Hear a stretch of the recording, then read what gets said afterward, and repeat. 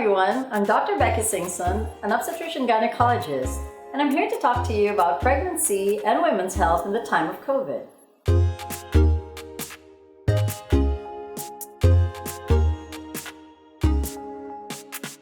In this series, we'll be talking about giving birth during the COVID era.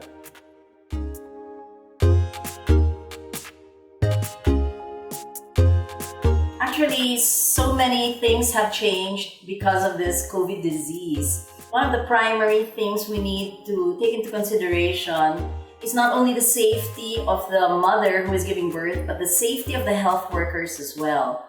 So before, a pregnant woman could just access her obstetrician gynecologist at any point in time. Now, because of the lockdown, we have to do the consults online.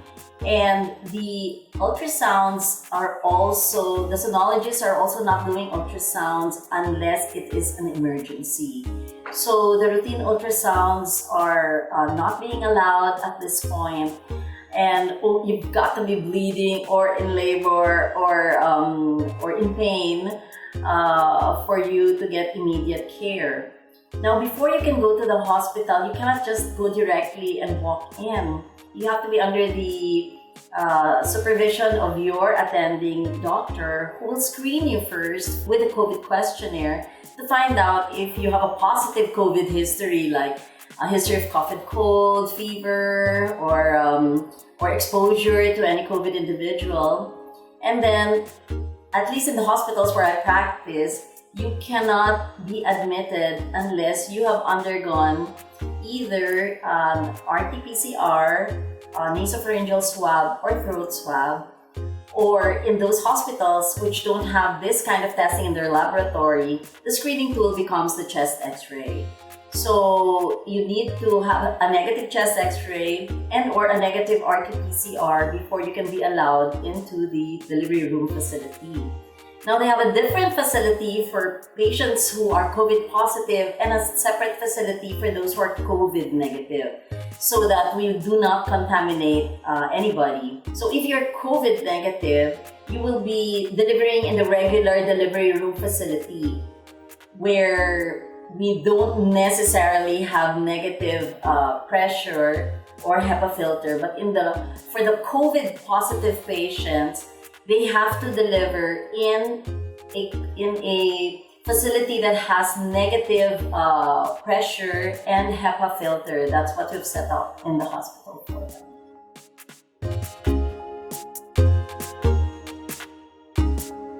In preparation for either a natural childbirth or a cesarean section, all the personnel have to wear level 4 PPEs. So it's better to be overprotected than underprotected. So we just assume that every patient is COVID positive. So, when you give birth, you actually bear down, and that is a form of aerosolization. So we try to protect the health workers from that by wearing full PPE with an N95 mask and hazmat in the form of a bunny suit, of course, gloves and caps and shoe covers, all of that. And there's a very specific procedure for donning these personal protection equipment and doffing meaning removal. Because if there's the virus contaminating your protective gear, then when you remove it, you can actually infect yourself if you don't know how to remove this properly. For the ones who are delivering by normal delivery, we try to tell the patient to not come to the hospital until they are ready to give birth. And this is because we want to minimize contact. And of course, for those with cesarean section, we try to give spinal anesthesia, and we try to avoid general anesthesia as much as possible to also protect the anesthesiologist, because when you give general anesthesia, there's a lot of aerosolization, and the anesthesiologists need to have that acrylic box to protect themselves during intubation, because there have been a lot of anesthesiologists who have been infected during this COVID era. And so we also have a box. Well, it's a frame that has plastic where we put the mother in if we're not sure, especially of her COVID status, because she'll be huffing and puffing during the delivery period, during the labor and delivery, and she will aerosolize her breath. And if there's any virus there, then she will contaminate all the other health workers around her. Of course, she has to be wearing a mask. So we do a lot of meticulous sanitizing the hands with the use of alcohol through every procedure.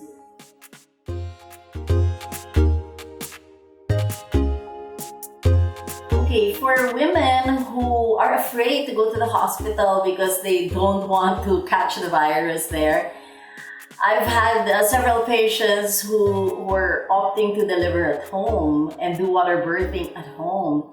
Well, first of all, water birthing has been banned during the COVID period. Why? Because one of the manifestations of the COVID disease is diarrhea. Remember that these viruses, they enter our cells through the ACE2 receptors, and we find this in our intestines as well, aside from the lungs. And that's why you can actually contaminate the water with your feces. So we have disallowed, we have closed our water birthing facilities in the hospital. And for those who think they can deliver or they prefer to deliver at home, well, I need to tell you, it is not legal because there is a law against delivering at home. You have to deliver in a birthing facility or in a hospital. And sadly, your doula cannot be with you in the hospital because they are not allowed to enter. We try to minimize the number of people who enter the delivery room to minimize exposure.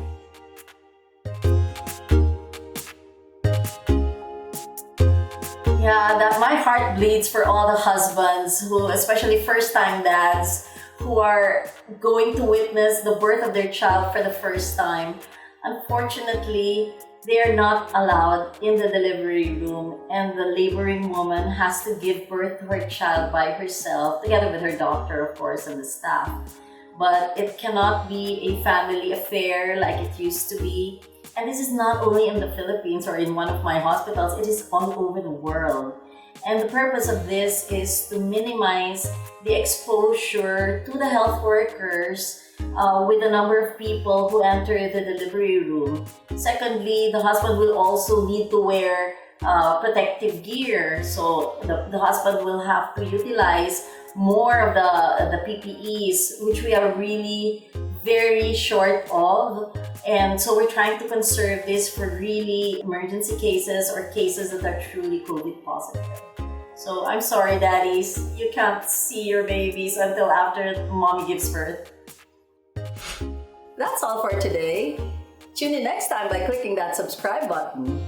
You can also follow me on Instagram and Facebook. Thanks everyone for watching.